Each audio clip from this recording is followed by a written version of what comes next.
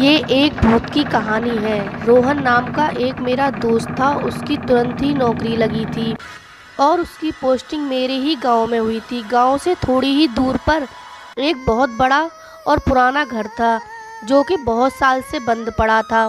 रोहन ने किराए पर रहने के लिए वही घर ले लिया और आराम से अपनी नौकरी करने लगा।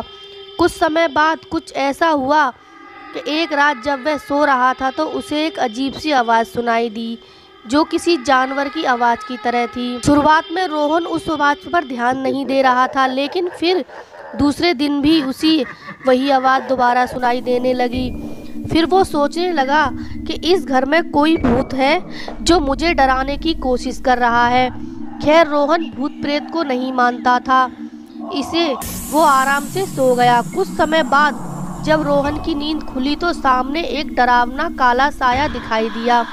रोहन उसके पहले कुछ करता वो खुद बेहोश होकर गिर गया। कुछ घंटे बाद जब उसे होश आया तो भागकर उसे घर के मालिक के पास गया और सारी घटना के बारे में बताया। फिर मालिक ने रोहन को बताया कि हमारे घर के ऊपरी मंजिले में एक भूत रहता है। बहुत साल पहले इस गांव के कुछ लोगों ने उसके साथ गलत व्यवहार किया और उसकी हत्या कर दी थी। तब से लेकर आज तक उसकी लाश का पता नहीं चला।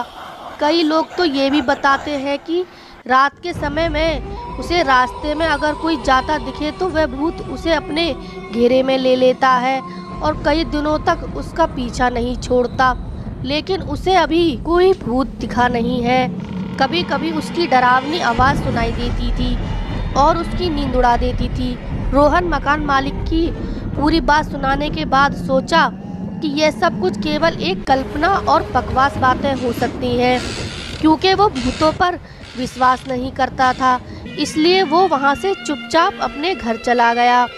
कुछ दिन बाद रात के समय लगभग 11 बजे के करीब रोहन खाना खाकर टहल रहा था तो उसने देखा कि चारों तरफ अंधेरा छाया हुआ था और एकदम शांत माहौल था। फिर उसकी नज़र दीवार पर गई और देखा कि घर की सारी दीवारों पर जानवरों के तरह तरह के निशान बने हुए थे और बहुत सी वस्तुओं को बिना किसी वजह के ही अलग अलग जगहों पर रख दिया गया था। इससे पहले उसने वहाँ कुछ ऐसा भी नहीं देखा था। फिर एक रात कुछ ऐसा हुआ कि उसकी रूह कांप गई। रोहन अपने घर में अकेला सो रहा था, तब उसे एक डरावनी सी आवाज़ सुनाई दी। रोहन नींद से उठ गया और इधर उधर देखने लगा कि कौन है जो इतनी डरावनी आवाज़ निकाल रहा है, लेकिन कहीं से भी कोई दिखाई नहीं दिया और थोड़ी ही देर में वो आवाज़ बार बार सुनाई देने लगी। जल्दी से रोहन अपने कमरे की लाइट जलाई तो देखा कि एक बहुत भयानक और डरावना दृश्य उसके सामने खड़ा है और उसे घूर रहा है। अब रोहन डर के मारे थर-थर कांपने लगा और उसकी आवाज़ भी निकलना बंद हो गई थी। फिर उसने मन ही मन में सोचा कि मैं अपने सपनों में भी नहीं सोच सकता था कि मेरे साथ कभी भी कुछ ऐसा होगा। हे भगवान, अब आप ही कुछ मेरी मदद करिए। उसने देखा कि कमरे के बीचों बीच एक आदमी खड़ा था। उसका शरीर काफ़ी लंबा और डरावना था। दूध की तरह उजले और लहराते बाल थे और दोनों आंखें खून से लथपथ थीं। वह भूत को डरावने रूप से अचानक अपने सामने देखकर उसकी हालत खराब हो गई थी। रोहन ऐसा भयानक और डरावना भूत अपनी ज़िंदगी में कभी पहले नहीं देखा था। जैसे तैसे करके वह उस घर से भागा। खैर, उस घर से निकलने के बाद उसे एक ऐसा लगने लगा था कि वह सारी रात उस घर में वो अकेले नहीं था, उसके साथ शायद कोई भूत था। उसने बार बार पीछे मुड़कर देखा लेकिन कुछ नहीं था। लेकिन कुछ देर बाद फिर सोचने लगा कहीं ये मेरा वहम तो नहीं था और उसके दिमाग में भूतों और अद्भुत चीज़ों की तस्वीरें आने लगी। सच्चाई जानने के लिए उसने दोबारा उस कमरे में जाने का फैसला किया, लेकिन इस बार उसने अपने दोस्त को साथ लेकर गया। फिर उस घर में पहुंचे और उन्होंने अपने कमरे की लाइट चालू कर दी। इस बार उन्हें घर में पहले से भी ज़्यादा डरावना दृश्य दिखाई दिया।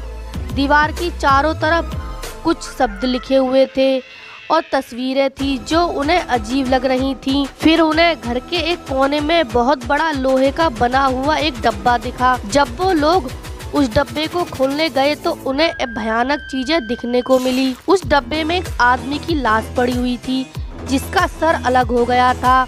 वो दोनों उस लाश को देखकर पहले से और भी ज्यादा डर गए। उसे वहीं छोड़ दिया और उस घर से निकलकर भागने लगे।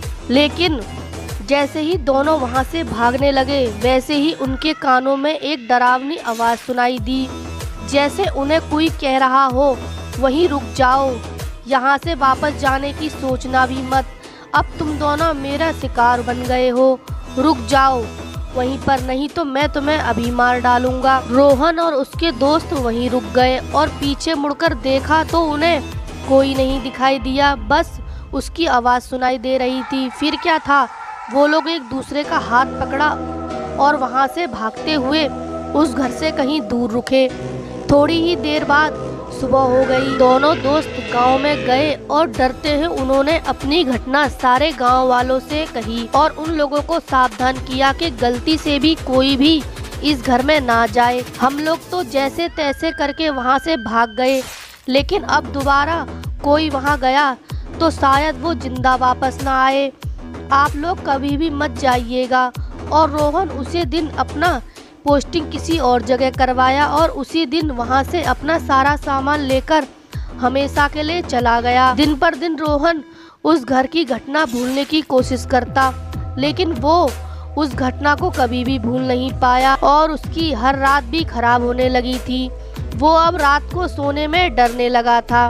आशा करती हूँ आपको ये हॉरर स्टोरी पसंद आई और ऐसी हॉरर स्टोरी सुनने के लिए मेरे चैनल को सब्सक्राइब करके बेल आइकन को प्रेस करें। धन्यवाद।